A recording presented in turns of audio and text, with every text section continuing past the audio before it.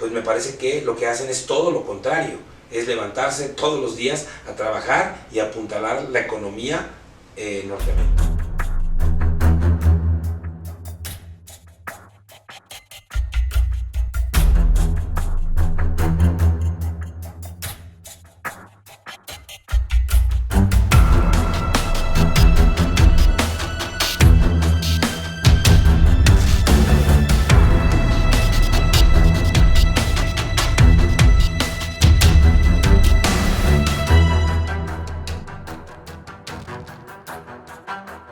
Son la base, ¿no? Pues entre mexicanos y centroamericanos, sobre todo, pues es un universo de más o menos 57 millones de personas.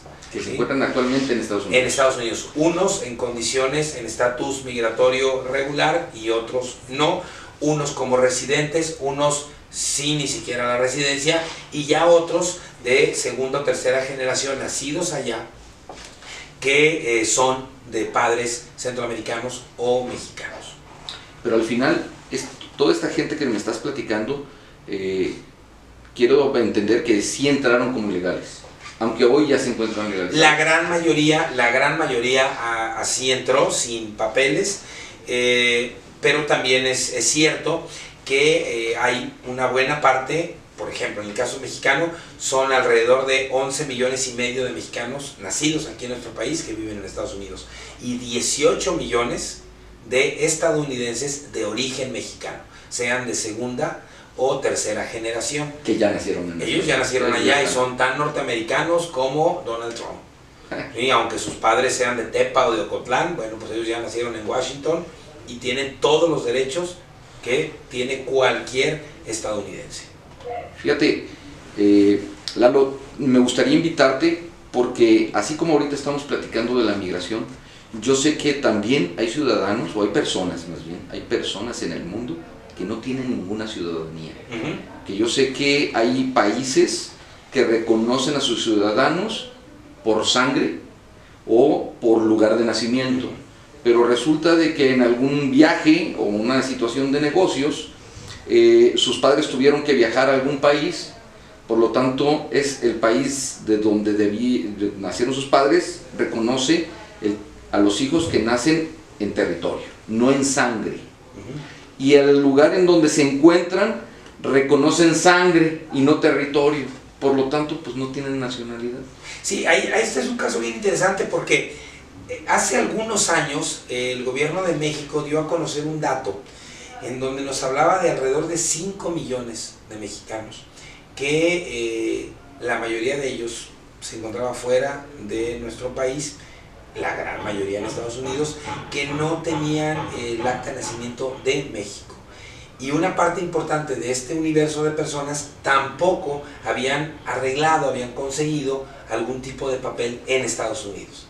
Es decir, al final del día no estaban en ningún lado. Así es, no pertenecían ni a una nación ni a otra. Y me parece que ese es un problema importante que hay que atender, pero que en este momento, por ejemplo, el proyecto migratorio de Donald Trump está haciendo a un lado todo lo que tiene que ver con la posibilidad de obtener papeles por asuntos familiares, lazos familiares, una cuestión humanitaria, alguna cuestión climática, y está centrando todo su programa migratorio a un asunto solo de mérito, fundamentalmente en dos asuntos. Uno, que conozcan y hablen perfectamente el idioma inglés, y otro, que lleguen a ese país con una preparación universitaria, ¿sí? Y que no lleguen o que vayan a solicitar papeles a partir de cuestiones familiares o de otro tipo.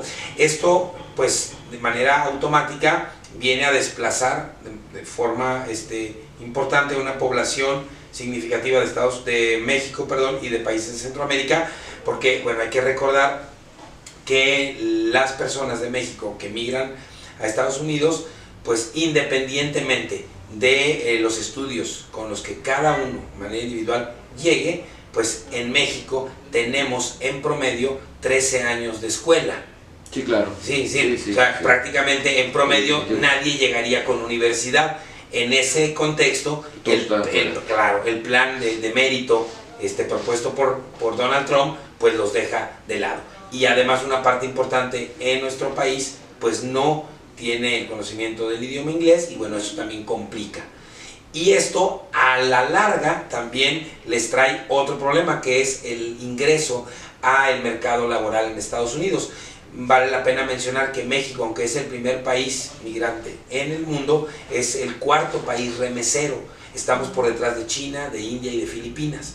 Y esto se explica en parte porque, aunque son muchos mexicanos trabajando en Estados Unidos, los empleos a los que acceden son empleos pues de baja percepción, y bueno, eso hace también que manden poco dinero a México, a diferencia de lo que pueden hacer los indios, los filipinos o los chinos. Qué bien. Oye, pues te agradezco muchísimo, Lalo, que hubieras venido el día de hoy, pero de veras te voy a comprometer con mi público para que regreses con nosotros y de nueva cuenta podamos platicar de este fenómeno increíble que es la migración. Yo encantado, pues las veces que me invites, yo con muchísimo gusto regreso, yo pago porque me alquile. Muchísimas gracias. Si te gustó, dale like, suscríbete y activa la campanita.